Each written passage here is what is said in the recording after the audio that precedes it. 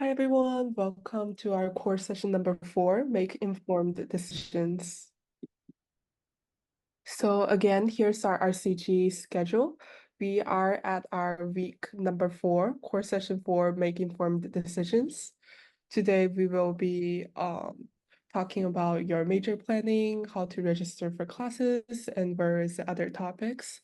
Later this week, we will have for the feature sessions, we have major and minor exploration panels and fun activities by David. We have trivia night. So make sure you stay tuned for those feature sessions and fun activities, as also for our course session number 5, Arrival 101. So making informed decisions is part of our very important skills to have during our college journey. Because during our college journey, whether we want it or not, we will face various issues and challenges. And it's on us to solve the issues. Our parents can support us, however, it's us who make the decisions and solve the issues. So here's some couple steps that could help us to make informed decisions with critical thinking. Step 1, understand the issue. Step 2, gather information about your opinions. Step 3, weigh up pros and cons. Step 4, make an informed decision. And lastly, step 5, communicate with all parties involved.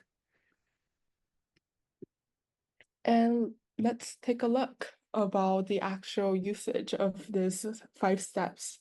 Let's start with plan for your major. Part 1, plan for your major.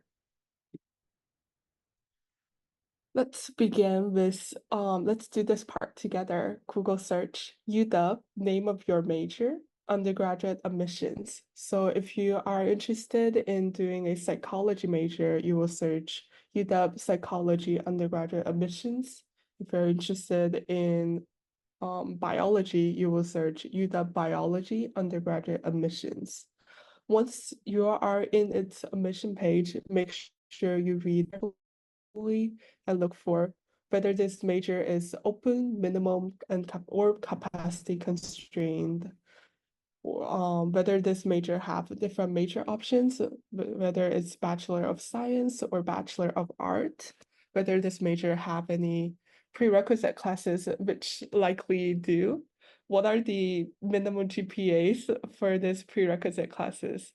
Are there transfer, if you're a transfer student, can you transfer some of the classes into the prerequisite classes? And learn some majors do not have application cycles, and you can open majors you can apply and get in anytime, but there's most majors do have application cycles, so you will have to check when this the application starts and when is the deadline, and make sure you do not miss the deadline and you make a plan to apply for your major. And you'll want to check out, are there any other application requirements? Is there a six? And you would also want to look for any application support. A lot of departments have departmental advising and info sessions and Q&A, FAQ. So make sure you check out those resources and utilize the resources. And think about what majors you want to apply. At UW, there's a list of undergraduate majors. Let's click this link. You can, if you are unable to click this link, you can also Google search UW list of undergraduate majors. And let's take a look at this page together.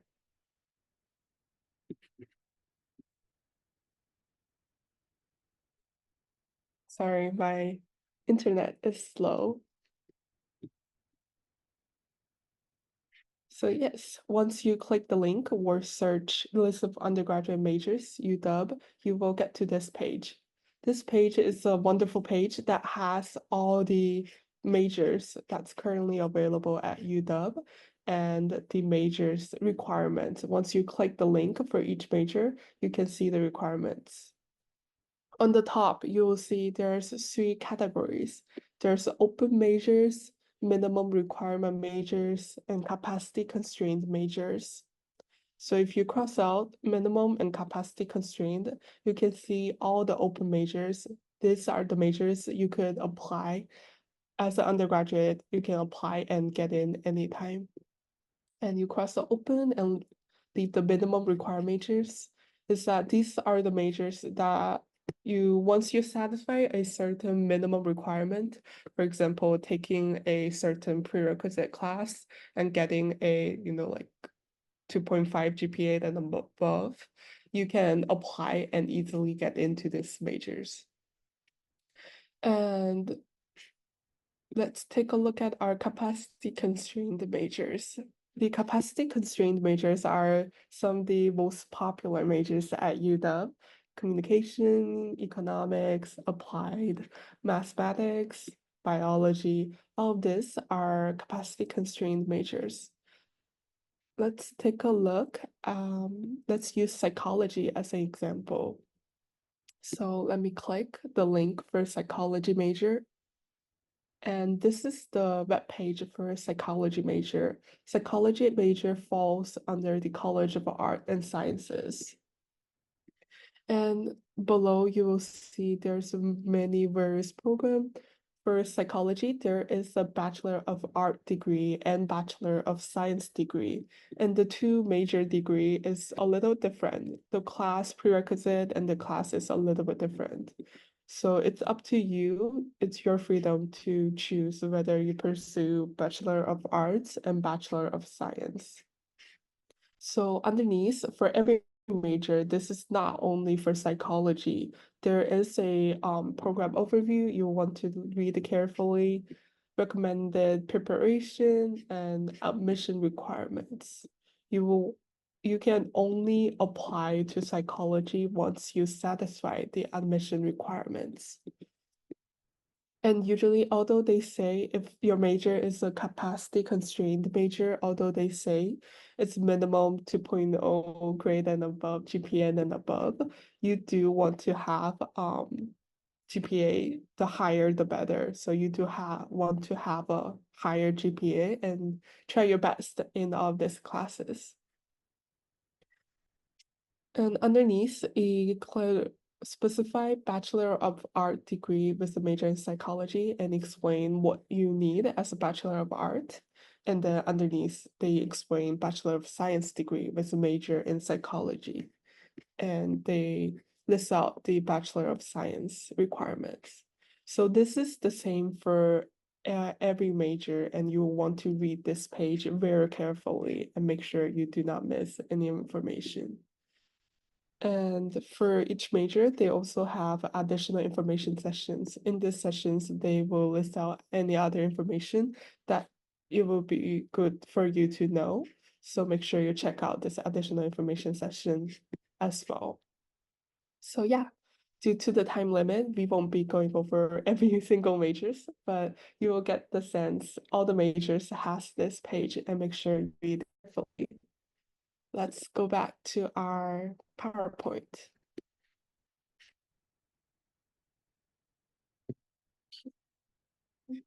Full slide again. And we have prepared a major planning thinking process sheet for everyone, major planning chart. So if you're aiming for one of those capacity constrained major, you do want to have some backup majors, because some of the capacity constrained majors are very highly competitive. And if you're not admitted, you do want to have a backup. And we have a major planning chart. So this major planning sheet has all the charts that you can start filling out. You can start with a major A, your intended major, and list out all the prerequisites for major A and application cycles or deadline and the important notes. For example, if your major needs a writing test, needs some application essay, you will write down at this chart. And then for major B, you will do the same thing, but also if your major A is your goal, major B, you will want to find a major that have some prerequisites that cross over with your major A. So if your major A requires, Math 124 and a English composition class and just random class. I'm just making things up. Econ 200 class. And your BA major B requires Math 124 and English composition class, but needs a I don't know, biology class, you'd want to start with the prerequisites that cross over. So you want to start taking Math 124 and the English composition class in your first quarter. And you do want to look at the application cycles and do not miss the deadlines. And besides all the, you need to prepare for the essay and attend the info session. Besides all of that, it's very important for you to have extracurricular activities at UW. Think of it as just another round of college application.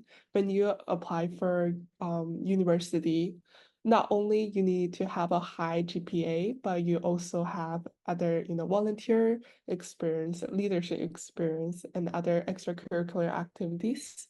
It's the same thing when you apply for majors at UW.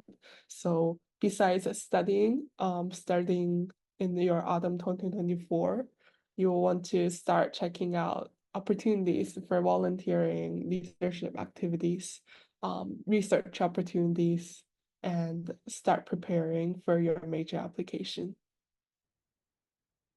And let's go back to our slide.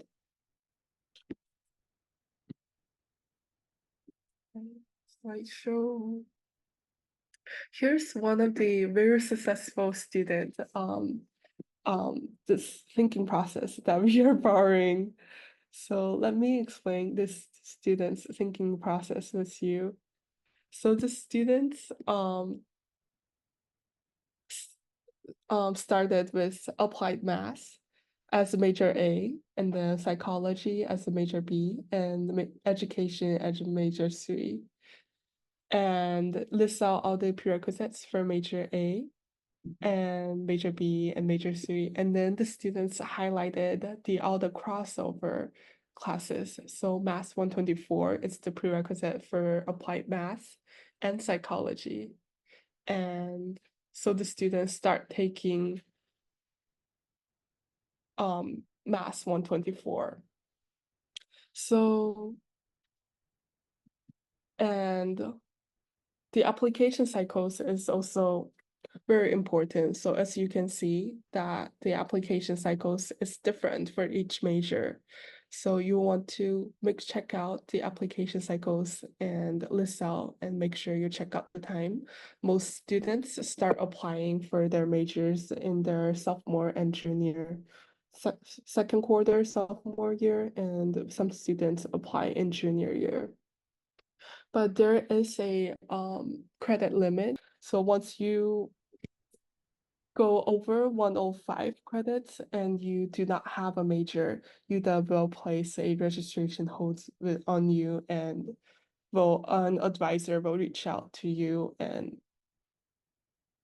do advising with you for you to apply for a major and find the right major for yourself.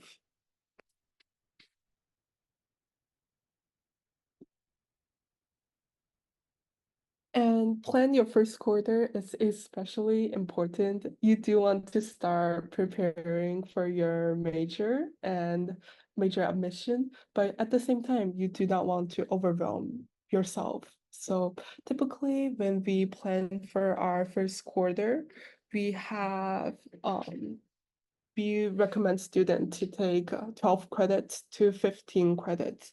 Do not start with 18 credits where your very first quarter, because you're getting used to a new country, and at the same time you're getting used to a completely new school, UW's system. So start easy on yourself.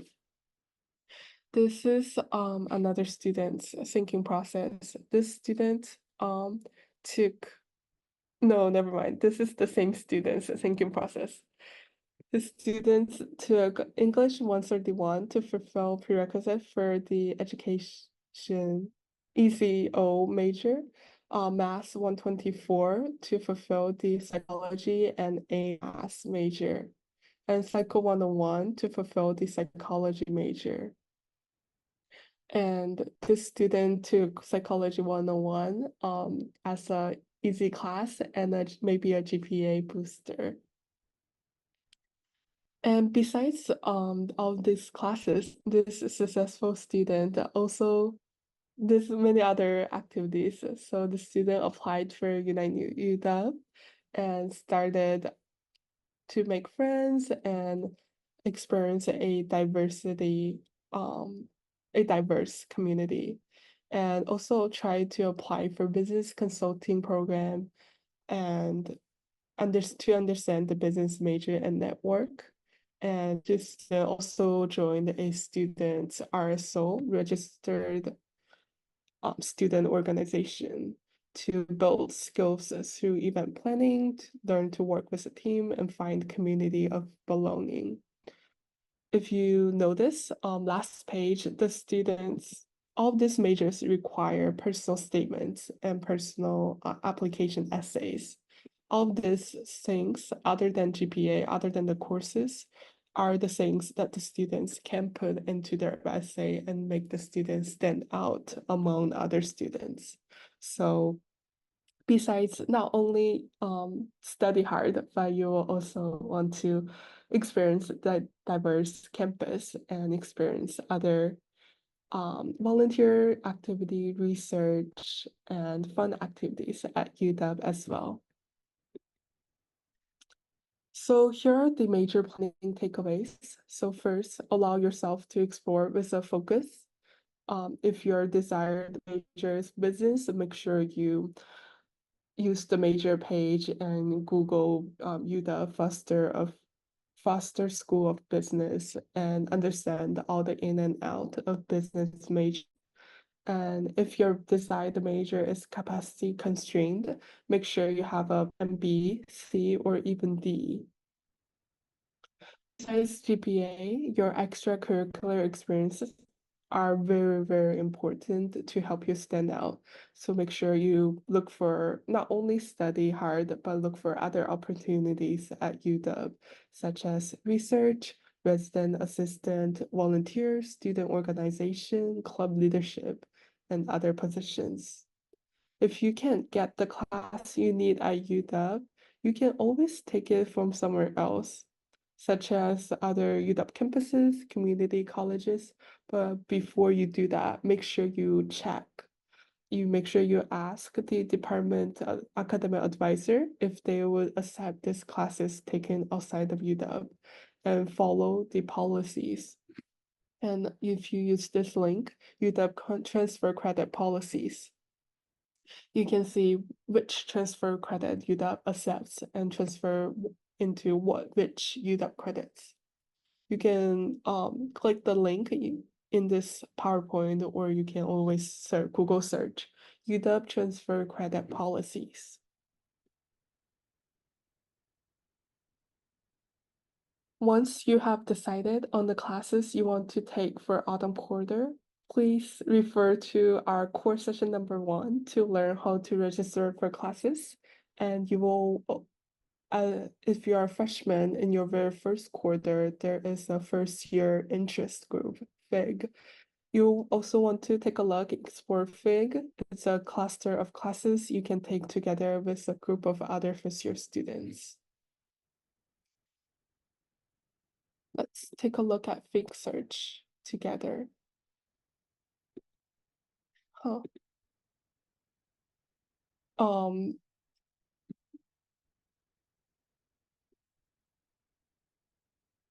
you can Google search UW Fig Search, and then first year program has made a wonderful website with Fig Search. So you can search for the cluster, your area of interest, and then see if there's a cluster of classes that you're interested, or if you're aiming to register for a highly competitive class, for example, sort of math class or prerequisites, you might be able to find a seat through FIG. So check out FIG. For course session number 4, part 2, we want to talk a little bit about registration policies at UW. University of Washington has I feel comfortable to say complicated registration, even though we have about only 10 to 11 weeks for each quarter. However, we have very important weeks that you have to take certain actions for certain registration steps. So I would like to have you guys to understand what these are before the quarter starts. So a common question that students are asking us, after my A&O part 2, I've done all of my autumn quarter, my very first quarter at UW. I've done my course registration. I have registered for 3 courses or 4 courses or a FIG class. The question is, can I still add more courses? The simple answer to that, yes, you can still add courses, but that's where the policies comes in. We want you to make sure you're very familiar with these policies. Number 1, yes, you can add courses freely on your MyUW during the first calendar week of the quarter. Here, I put it in here when I say calendar week. For instance, autumn quarter 2024 starts in September 25th. You count 7 days. So that means by October 1st, 11:59 p.m., that is the end of the first calendar week. So you can change courses, add courses freely before that time. There's no other consequences there. So that is a good time for you to add classes. But there are certain things I would like you to consider. Number 2, the second sentence here is that, however, all courses will require an add code in order to be added beginning the 8th calendar day, meaning starting from October 2nd for autumn 2024.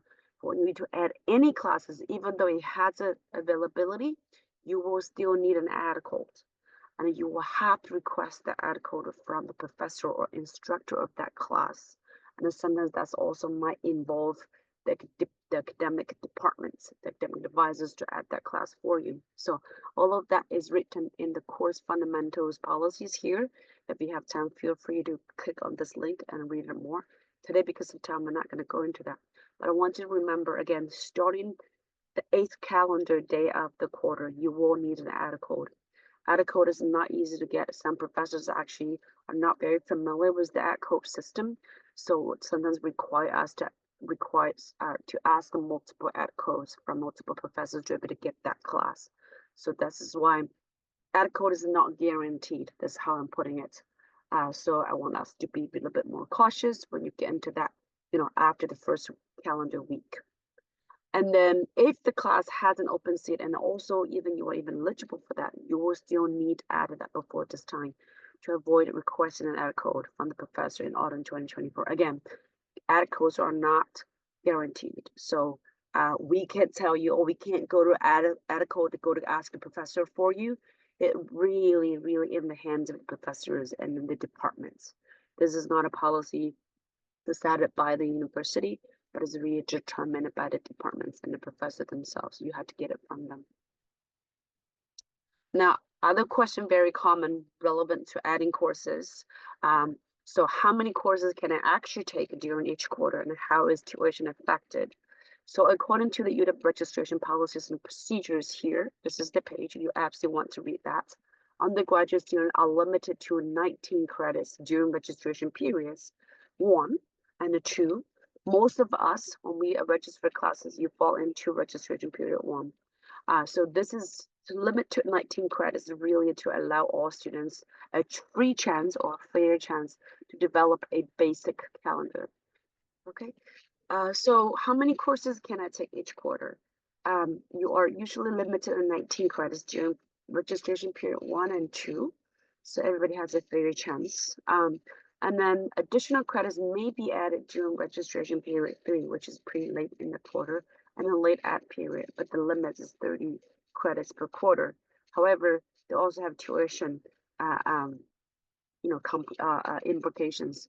So tuition rates are remained between 10 to 18 credits So that means if I take 10 credits versus if I take 18 credits or if I take 15 credits, you essentially pay the same amount. So if you are interested to see how does that change, you can use this tuition dashboard. If you go in here, so as majority, you go to quarterly. As majority of us, we are non-residents as international students. And then we're looking at autumn quarter, what we call fall 2024. Let's say if you put into 10 credits or 13 credits, it's exactly the same as 13. And then that's 10 as 12 or as 18.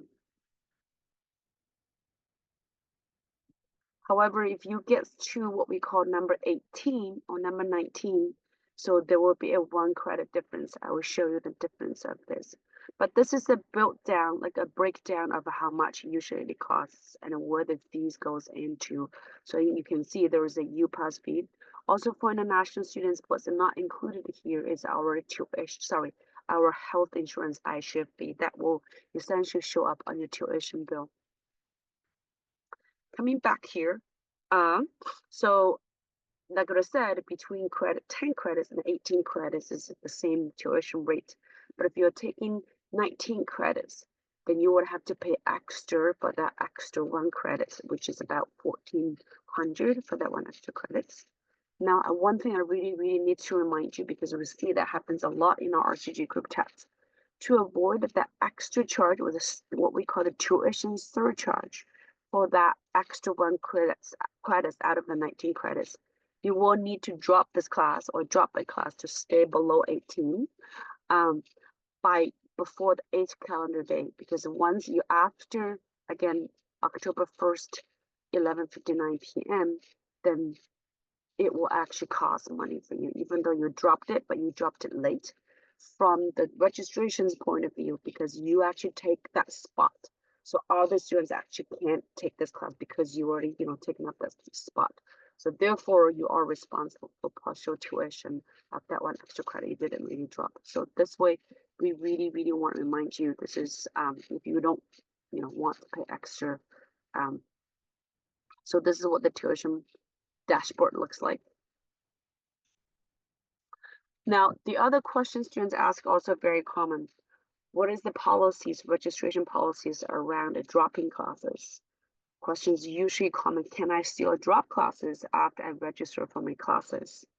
The short answer is yes, you can, but again, there's a lot of policies around it. We would like you to think about these things before I give you the nitty-gritties. So when dropping classes, please take the following things into consideration. If this is your very first quarter at UW, if you're taking a fit class, you really want to ask, is this a fit class? Because if it is fit class, is governed by the first year program. So that dropping process is very different than you drop, any other non-fit classes. But of course, after first quarter, there's no more fit classes, right? Then it wouldn't matter from the FIG. And then you also want to consider, after I drop this class, would I get below 12 credits?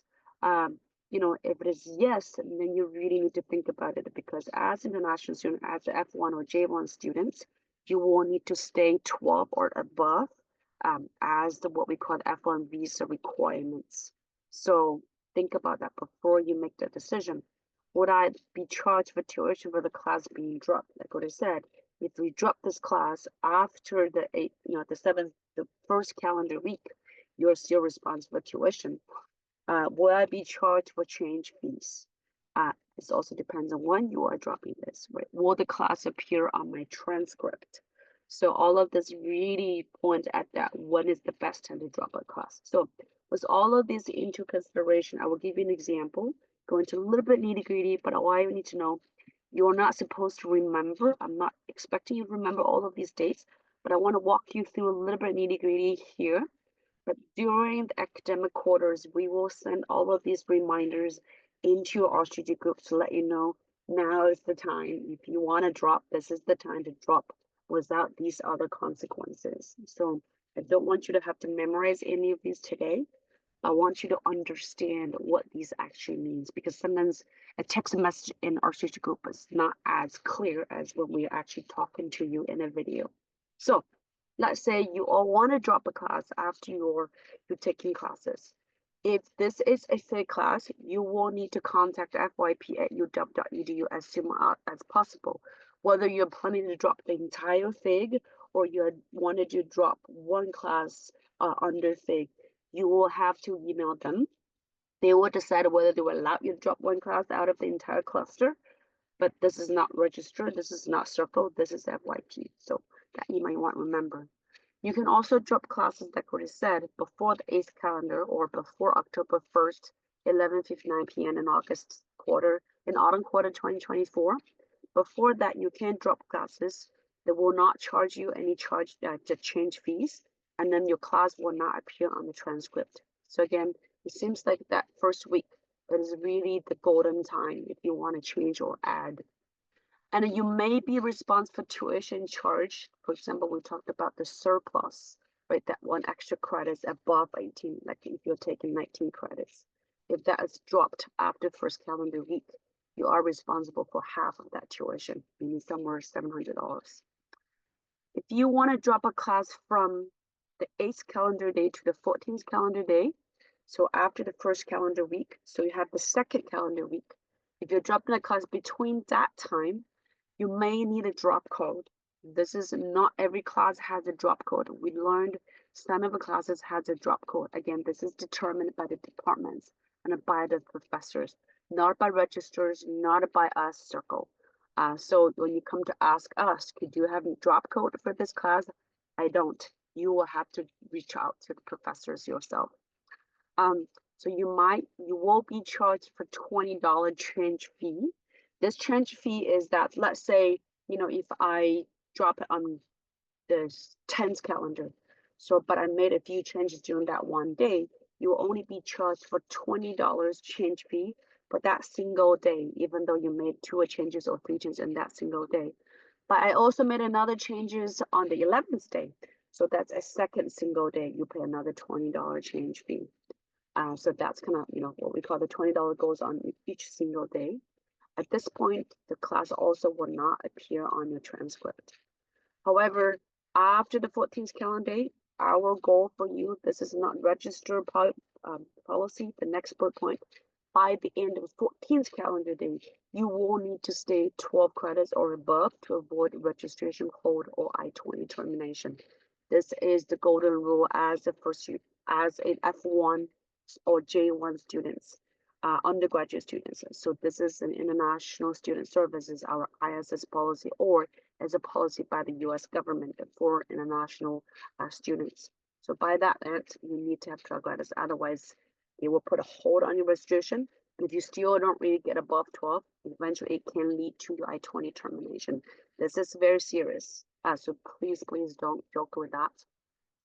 And then after that, you will have an RD, stands for registration drop, that will appear on the transcript for that class you dropped after 14th calendar day. Even if you drop that, but it's dropped after 14th calendar day, this class will show up on your transcript. It just has an RD notation on it. And then if you drop classes between the 15th calendar and the last day of instruction, you can refer to the late course drop period here. So if you look autumn 2024, it tells you the important dates. There are also some tuition forfeiture policies here. We'd like to read this very carefully. This is what we call the current quarter drop. This is what we talked about, the late course drop period. If you have to drop more than 2 credits, or if you drop and then you will be below the 12 credits point, you will absolutely have to need what we call the advisor assisted drop request form. Today, because of time, we don't want to go to too much of detail into this, but if you get into that point, you cannot drop that class in your My UW. Please reach out to us through the RCG groups and we'll be able to help you. Or please, priority, you should meet with the academic advisor as soon as you find out to say, I would like to drop this class, but I cannot do that in My UW by myself. So that might be some reasons that is preventing you from doing that. So that's why you want to communicate with the academic advisor as soon as possible. If you can't make an appointment with the academic advisor as soon as possible, come to reach out to us. We'll help you find a way to address that. So that is just a little, explanation of why these dates matters a lot. But again, I do not need you to expect you to memorize all of this because there's a lot of dates going on here. The rule of thumb you have to summarize about the registration policies involving add a class and a drop a class is that try your best, if you can really limit your change, whether it's add or drop, within that by the end of the first calendar week. Again, for autumn 2024 is October 1st, 11 to 9 p.m. Always stay at 12 credits or above to avoid a registration codes or I-20 termination from ISS. Because, for F1 or J1 international students. The office who governs most of these policies, besides the ACT codes, that was determined by departments, you always want to contact what we call the Office of University Registrar, OUR, or OUR. Their email is regoff@uw.edu, the Instruments Hall 260. Actually, they're our neighbors. Their office hours typically from Monday to Thursday from noon to 4 p.m. So it's, the open windows they go in there, it's pretty limited. So plan ahead. They do not work on Friday. They don't have windows that open on Friday. So to learn a specific registration policy, you always Google search UW register and then with the policy or the topic that interested. For example, if you want to learn everything about ad codes, you do UW register ad codes. So next part, I want to talk about a low performance class. I understand at this point, I think all of you be able to get into UW. You are really good students. You're very excellent students. I really don't hope anybody has to get into this point where I have a class that didn't go well. However, from where we're standing, we're seeing it week after week that we notice the students actually, in a sense, run into these situations where, they probably have not really taken this type of class before, and then the college class gets a little bit stressful and a little bit different than what they have anticipated. So it's very common to have one of your classes that doesn't go well. So that's why we want to prepare you ahead for a class that doesn't go well. So how do we handle it, right? So common questions, sometimes halfway through the quarter or after midterms, then some students realize that one of my classes is not really going well. What should I do? So the answer here, when a class is not going well, consider number one, have I taken advantage of all of the free tutoring and exam review resources available? For our course session number 3, we have an entire section talks about all of the free tutoring, the free writing centers, free exam review resources that's on campus that's supported by your tuition dollars. So if you have time, click on this link that tells you all of the study centers here at UW that's available for you for free. Now, if you really have tried all of this, you're still not doing well, that's totally understandable as well.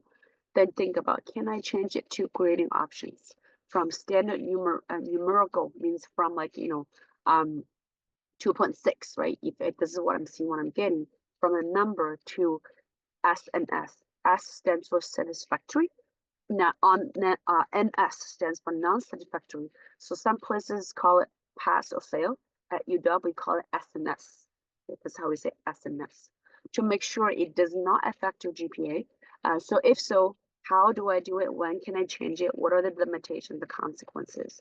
For that, again, I'm not going to go into too much detail today, but I would like you to go on to this SNS grading options. Going to read everything about it. And in the next page, we'll show you where you can change it. And then after you think about it, maybe you don't want to change it because you don't want to show on your it on your transcript.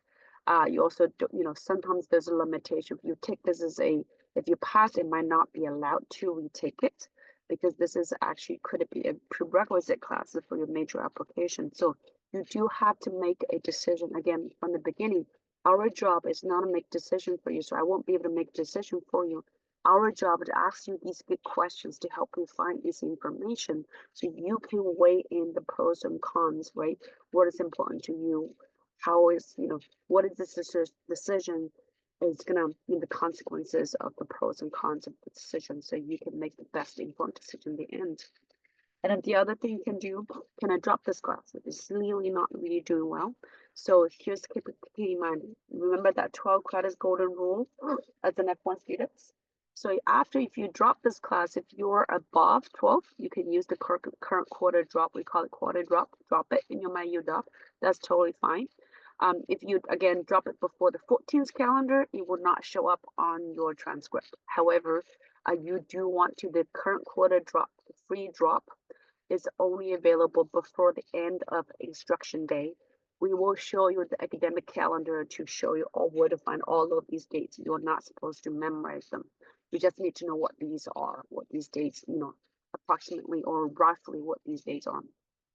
However, if you, after dropping this class, be seriously thinking about dropping it, then you will actually stay below 12. That's where you're going to start to have a lot of issues. That's when we really, really need you to communicate with your academic advisor or with us. So you may apply to get approval. This is not something you can just apply, get it. You do have to have approval from ISS. When I say approval, because the government also requires you have certain evidence, right? You have to upload when you apply for this. But this is an approval from ISS office, the International Student Services Office. You want to process that as soon as possible because, right, it takes time to process all of these documents. So the two things that you might be eligible. One is academically reduced course load.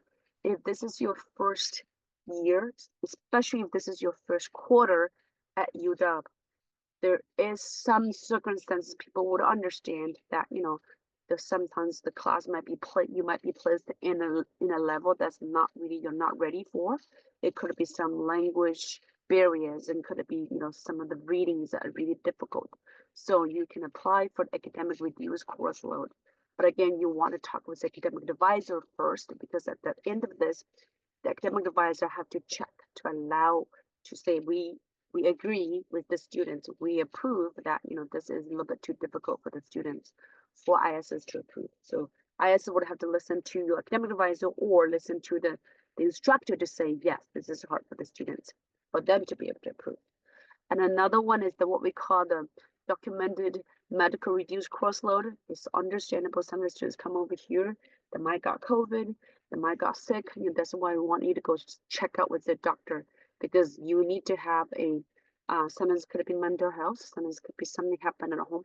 So you need to have some documented evidence to upload when you apply for medical reduced course load to allow you take or drop a class to stay below 12. Again, because of time, we're not going into too much detail, but for both of these classes, this approval process, it is the UW ISS process. You really want to meet with them to discuss, what this means, how you need to do it, as well as the consequences if you decide to go on these processes. Now, going back to the SNS process, this might be something familiar with a lot of you might end up using it. So to find out how to do that, you go to myuw.edu on the quick link. It has register use SLN codes. Essentially will take you to what we call the SLN page on your MyUW. And the under grading options, this is what you show you all of your schedule.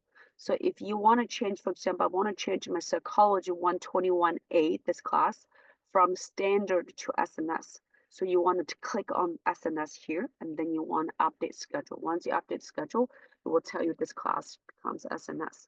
I would recommend you to do a screenshot when you changed it, because sometimes we heard from students, they said they changed it, but the system actually didn't go through and end up not actually making this happen. So everything you do, make sure you have the habits of leaving some evidence to support your case. There is one little thing about SNS is that, sometimes I will change this, but later on, actually, I did it really well. Can I change it back and forth? You can change it back and forth between SNS to a standard grading, again, before the end of instruction day. After that, you can't. There might be a very exceptional, you can actually change it back from SNS to standards. For example, I need to apply for a major. I changed to SNS, but I actually had a grade I know is somewhere between 3.0. I actually want that grade. You then have to approve, you have to submit a request from the registrar's office, and then for them to approve it to allow you to change it back to standard grades. So that is a little bit complicated. It's possible, but we're happy to offer more information if you ask us in the RCG group chats or search that in the registrar's website. So to summarize the SNS must-knows, the grading options can only be changed to and from SNS to standards before the end of the finals week. Oh, sorry, did I say instruction week? I need to double check that. I think it is the finals week and not the instruction date. The instruction date is the current quarter drop. SNS is the finals week. And then for the entire 4 years or 2 years of your time here at UW, you can do maximum 20 credits unless you got exceptional approval. And then for the classes that you turn into SNS, it can only be used for electives. You cannot use that for prerequisite anymore. So it may not be accepted as prerequisite here unless you retake it, or if sometimes it might not be allowed to retake if you already got an S. So all of this is something you need to take into consideration before you make that change. Again, this is a link here we can look into as everything you need to know about SNS at UW. So I promised that, we'll show you the academic calendar here. On this academic calendar, it has all of the contents of the dates of instructions, university holidays, application deadlines, registration deadlines, and then also the complete, the dates where you actually have to withdraw and then to add. And then also, if you're curious about when is the tuition bill becomes available, when is the deadline to pay for tuition, you can find all of that. And some of you might be interested in what the UPass activation date. Well, we know for all of the UPass, it's activated 1 week before the class starts dates. And then also when will you be able to see my grades, right? So this is all of that. You can find it from here. You can also Google search UW academic calendar, and what you're looking for is 2024-2025 academic calendar. Make sure you don't look the year before. So this tells all of them.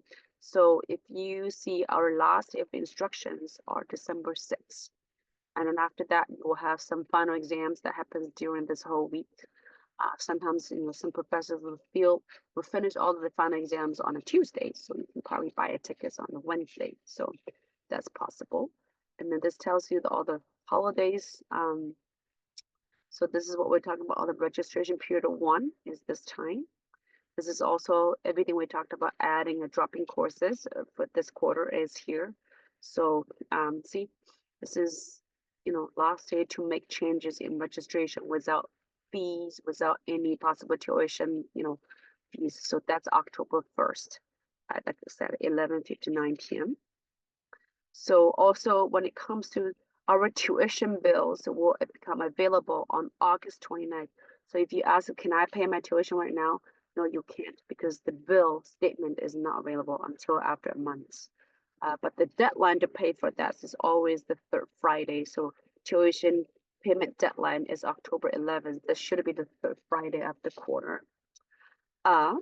This is all of the important register. I really, really recommend you to go ahead and really get yourself familiar with this academic calendar. Everybody looks at that, including professors and our staff and our students. This is another one I would like to recommend it to you. This is our doc dates and a deadline. This is a parent and family guide that's done by our parent and family programs on the page number 14 of this guide. This guide is really awesome. It has a lot of different kinds of resources, links that you will need. But they also have really cute calendars that says doc dates and deadlines on the page number 14. If you click on here, it will take you to the link to the PDF copies of all of this. So all of the links you can click on. But here's an example of the autumn 2024 quarter calendar. It tells you this is your moving days, and this is your convocation, which is the kind of the opening ceremony for all of the first year starting students. And class begins on this day. This is all the tuition and also your housing and then dining fee due dates. This is our family weekends. If your parents can make it that weekend, you get to see thousands of parents on campus, a lot of activities. This is a holiday on Veterans Day, Thanksgiving weekend, have no classes. This is our Native American Heritage Day. You also on that day off.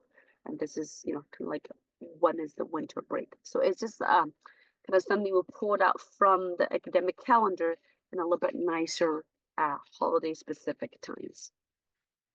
With that, I want to jump into the last bits for taking a gap quarter a year. Like I said, I would want to believe that every one of you is going to do so well at UW and really take advantage of all the resources and really succeed. But I also want you to know it is totally okay that a class doesn't go well. It's also totally okay. I finished the first quarter. I realized I might want to take a break. It could be something like have somebody.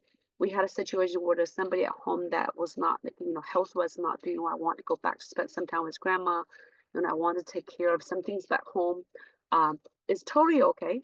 And as a matter of fact, to take in a gap quarter or even a gap year, it is your right to do so, but you want to do it properly so it would not jeopardize your F1 visa status. So how to do that? So common question students ask me, can I take a break from my studies and go home for a while? The answer is yes, it is your right to do so, but please, please, please, please talk to an ISS advisor first. And to learn more, again, any F1 visa, I-20, travel signature, work eligibility, all of these really falls into our ISS office, International Student Services. So anytime when you look for any information from their website, you want to start with Google search UW ISS, and it was the topic. Here, to take a quarter, the official term is called leave of absence or LOA. That's how we say it. So if you find this web page, I'll take you here a little bit. So here we'll explain to you everything. What is F1 leave of absence? To tell you the request, right? If you fall into these situations, sometimes you need to take time off from studies.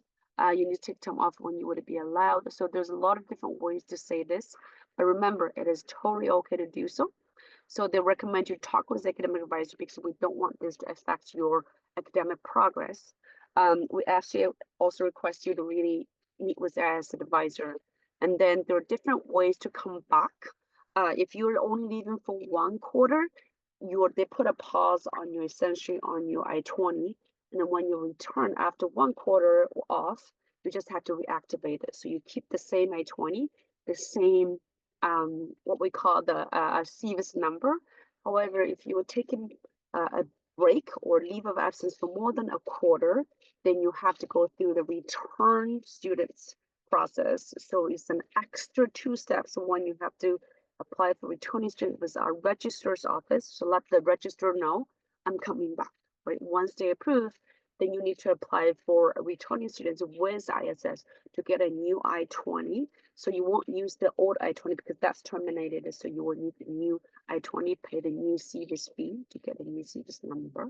So all of that is possible. And the queue will tell you all of the things you need to know about the dates you have to leave and also about how much time you need to apply ahead to get all of these processes taken care of.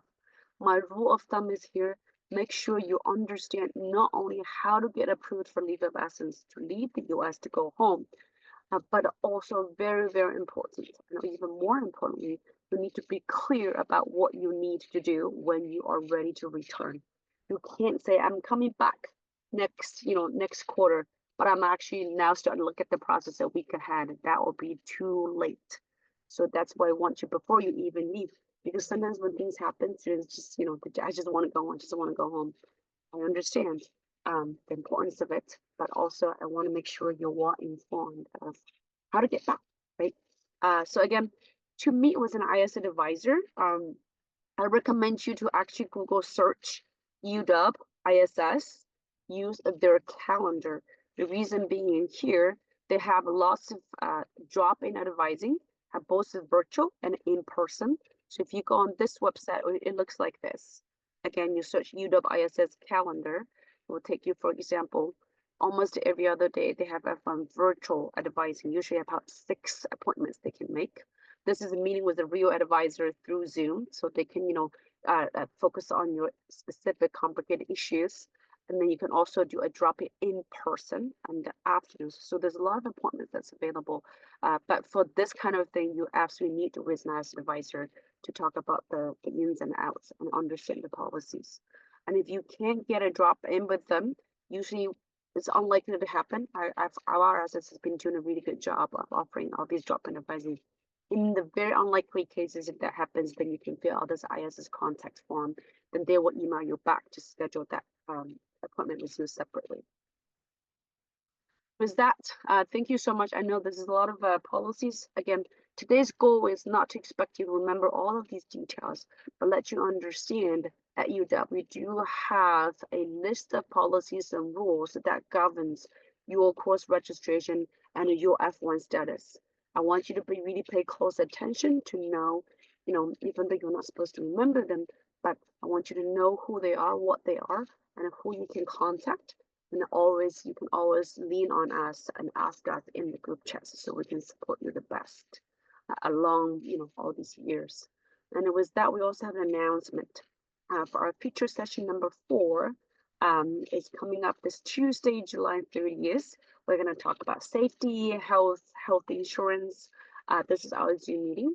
We also have a wonderful weekend activities where you get together as a group to design some PowerPoints at the topic that matters to you. It's going to be a really, really fun time. We actually get to collaborate with people students from around the world. And this is our time. It's this Saturday, August 3rd from 8 to 10 p.m. And here's the Zoom link. Next week, our course session number 5 will be Arrival 101. This will be our last course session. We're going to talk about airport transport and how to get to UW from SeaTac Airport, and move-ins, things you need to pay attention, cell phone plans you can purchase, different banking options, and also very importantly, our ISS post-arrival check-in, our immigration check-in. So all of these are very important. I will pause that. Again, if you have any further questions or need additional information, please do not hesitate to reach out. We're here to support your success and well-being at UW.